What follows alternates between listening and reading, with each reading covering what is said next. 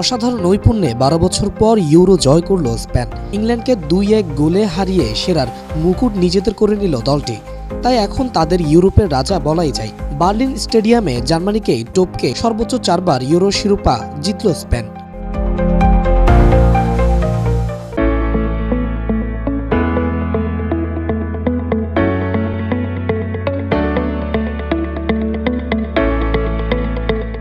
ম্যাচের প্রথমার্ধে তেমন ধারালো ছিল না স্পেনের আক্রমণ, তবে বিরতির পর শুরুতেই ইংলিশদের মনে বড় ধাক্কা দেয় স্পেন।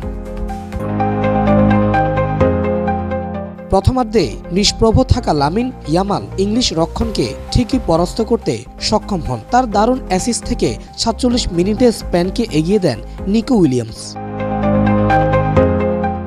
এরপর ব্যবধান বাড়ানোর কয়েকটি সুযোগ পায় স্প্যানিশরা। ৪৯ মিনিটের দানি অলমোর শর্ট পোস্টের বাইরে চলে যায়। ৫৫ মিনিটে ইয়ামালের পাশ থেকে দারুণ সুযোগ পেয়েছিলেন অধিনায়ক আলভারো মোরাতা, কিন্তু ইংলিশ গোলরক্ষক জর্ডান পিকফোর্ডকে পরাস্ত করতে পারেননি তিনি। স্পেনকে চড়াও হতে দেখে একাদশে পরিবর্তন আনার সিদ্ধান্ত নেন ইংলিশ কোচ গ্যারেথ সাউথগেট। সেমিফাইনালের মতো ৮০ মিনিটের অপেক্ষা করেননি।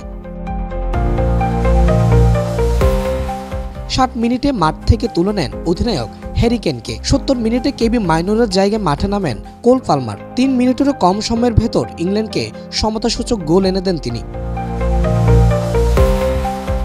এরপর অবশ্য কিছুটা ধুঁকছিল স্পেন, কিন্তু খুব বেশিক্ষণের জন্য নয়। দ্রুত নিজেদের সামনে নিয়ে আদায় করে নেয় জয়সূচক গোল, আর সেটা আসে মিকেল ওয়ারসাবালের পা থেকে। ৮৬ মিনিটে মার্কো কুকুরিয়ার নিখুঁত পাসে কেবল টোকা মেরে ইংলিশ গোলরক্ষককে পরাস্ত করেন তিনি। শেষ পর্যন্ত এই গোলে নির্ধারণ হয়ে যায় ম্যাচের ভাগ্য। ৮৯ মিনিটে দানি অলমো অবশ্য ফিরিয়ে দেয় ইংল্যান্ডের ম্যাচে ফেরার শেষ আশাও। তাতেই ৫৮ বছরের গড়ালো ইংলিশদের শিরোপার অপেক্ষা। Desk news, media express.